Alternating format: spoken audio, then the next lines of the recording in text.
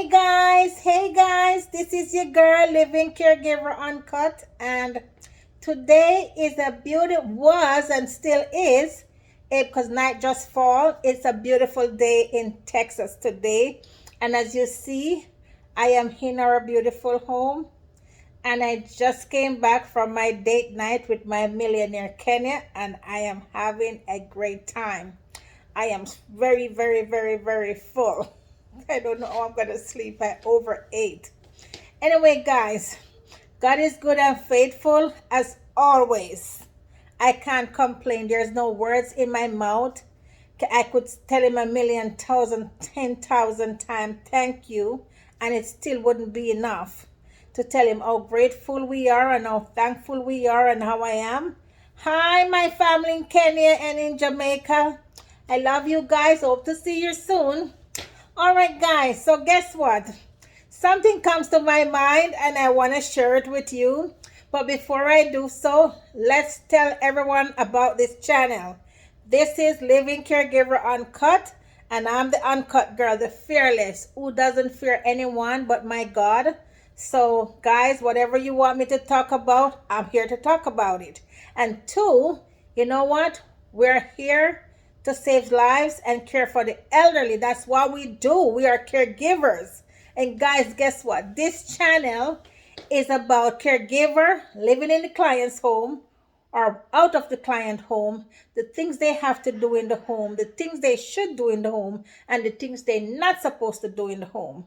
Okay, guys, and we talk about the agencies, the family, how the family treat the caregivers and stuff like that. We just don't break HIPAA law, okay? All right, guys, so that's what this channel is about, and we don't sugarcoat nothing. That is the reason why it's called Uncut. Yes, we don't cover things under the mat, okay? We say it like it is and hope for changes, and changes is happening, okay? So yes, guys, this is what it's about. So today, I know Mother's Day is coming up, and we just, is it Mother's Day? Yes, it's Mother's Day. Tomorrow is Mother's Day. So yes, and I have something to share with you. We were talking about things that affect people till when they get older, they became mean and stuff like that. It really happened. Something comes to my mind and I'm going to share it with you real quick. Years ago, I think it was maybe 13 years ago, I was downtown Dallas. I wasn't driving at the time. I didn't have a car. So I used to take the bus to and from work. So every evening when I walked to the bus stop, this madman, we call him madman, I mean homeless, dirty, padded in multiple clothing, dirty, his hair naughty and all that. And he always sit a few feet away from the bus stop.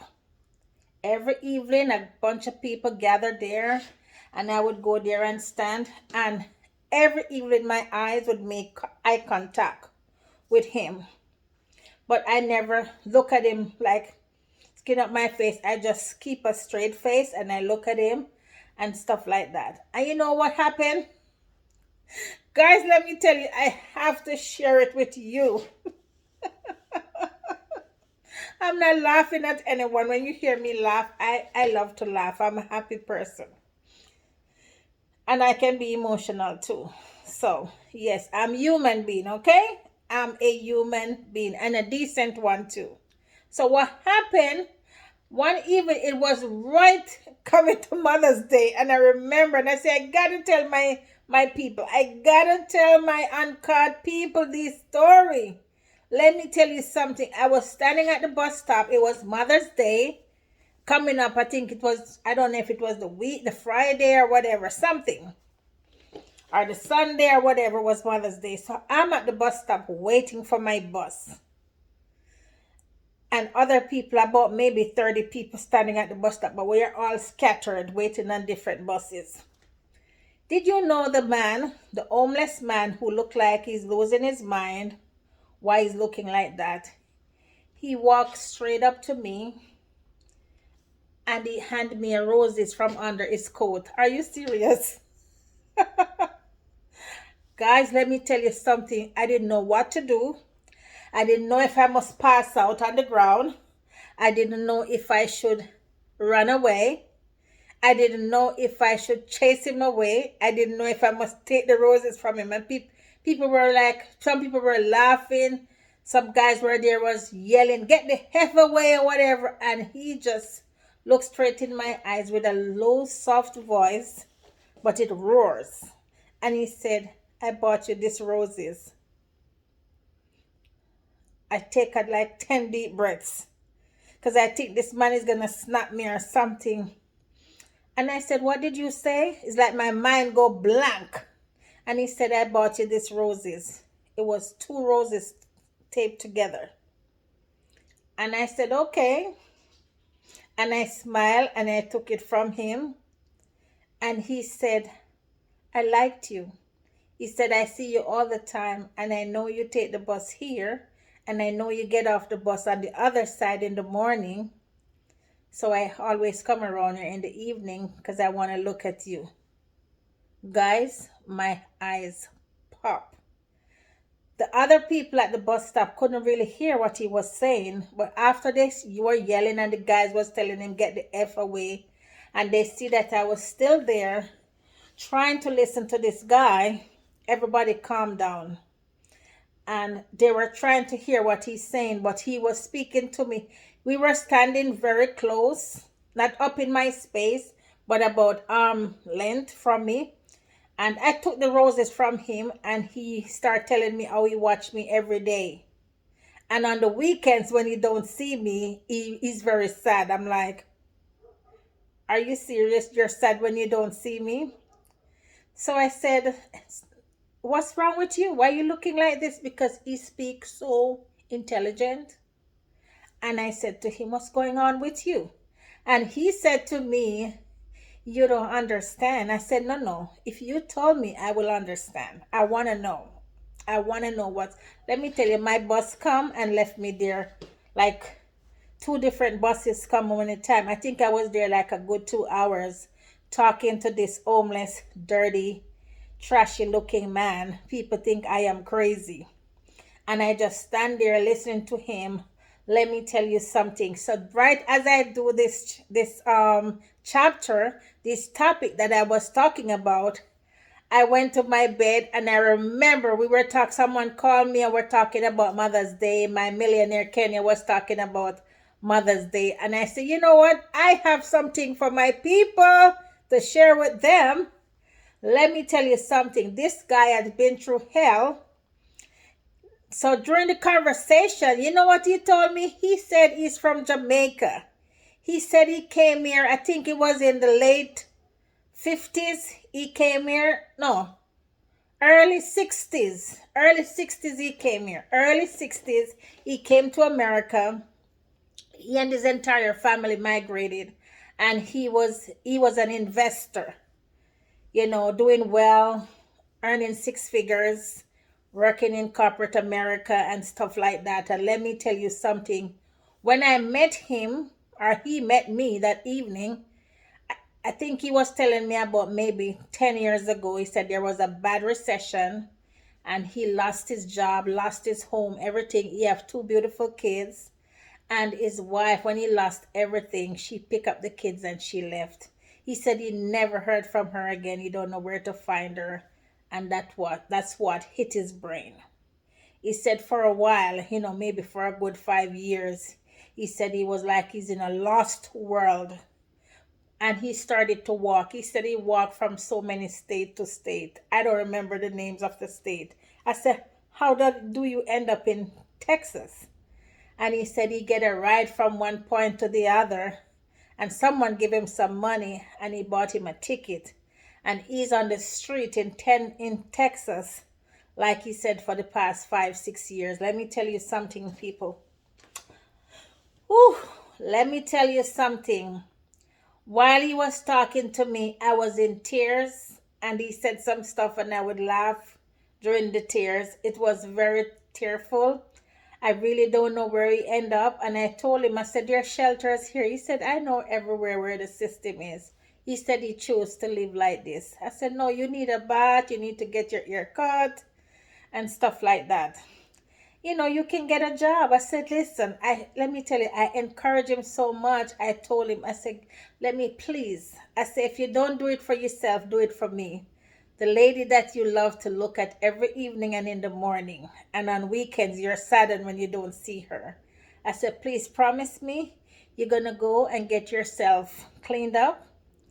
And I think I gave him $10. I don't remember. I know it wasn't more than $10 because that's all I had in my pocket. And I said, go get your ear cut. This was like 13 years ago. I said, get your ear cut and get cleaned up. Go to a shelter. You're smart. You have your degree. He went to college, university. I said, you can start over and you'll find your wife. I said, you'll find your wife and you'll find your beautiful kids, okay? All right. And I think I run into him like 2 weeks later. I was at the bus stop again and he walked up. He did get a haircut and he didn't have on all that padded, dirty clothes.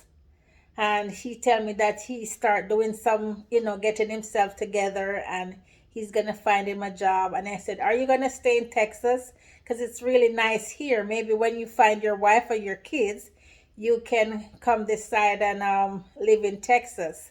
And he said, yes, Texas is very nice. And the people there don't really bother you. That's why he love it downtown, Dallas. He said nobody bother the homeless. They either give you money or they don't.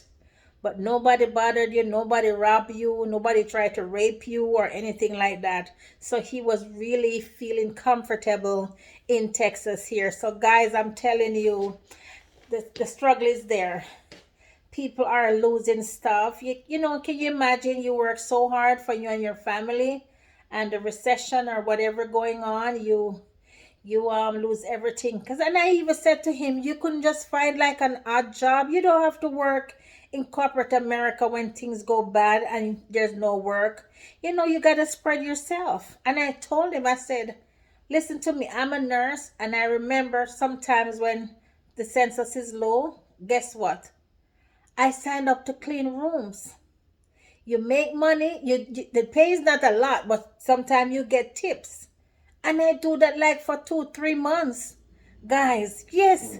So what am I saying? When the spread yourself. Don't stick to it and say, oh, I'm a bank teller and I can't get a job. I got to stick to this. No, that's not me. And I'm encouraging someone today. If something goes on, if you're a hairstylist, a doctor, an attorney, you see that video post floating on Facebook. He's an attorney and he's driving Uber. Nothing is wrong with that. He's making honest money. That's all I'm saying. When things is not bright and the money not coming in or the business closed down or whatever, you got to do whatever you got to do to keep your family together. And it's not a one-sided thing. I don't know the story, but I'm saying if your spouse or your husband or your man or whosoever, your partner, whatever is going on and hard life take you. I'm going to give it a Jamaican patois. If hard life take you, you're going to do what you got to do to keep your family together. You got to do what you got to do to put food on the table. And you stick together like a knit. You work together with your husband, your man. And unless you don't want to be with that person, you were there for the money. Okay? But, I always say, listen to me. Money cannot buy love. Money don't make you happy. I used to date men with lots of money, millionaires, okay? Yes, and they take great care of me and my kids. What am I saying? Find love. Find someone that you really love and you can just go above and beyond with that person. So guys, guess what? I just want to encourage someone with this story this evening. Whatever you're going through, ask God for directions and hold on to your man, your husband, your wife, and just go through the struggle, because when the brighter day come, you can look and smile at the storm. Guys, I'm gonna go. I gotta go. My time is going. Guys, remember, COVID is still out there. Wash your hands, social distancing, and wear your mask. And remember, guys, we're here to save lives and care for the elderly. Do something good this weekend. Cherish your mom this weekend, guys. You guys be safe and take care of yourself, and we'll talk soon. Goodbye.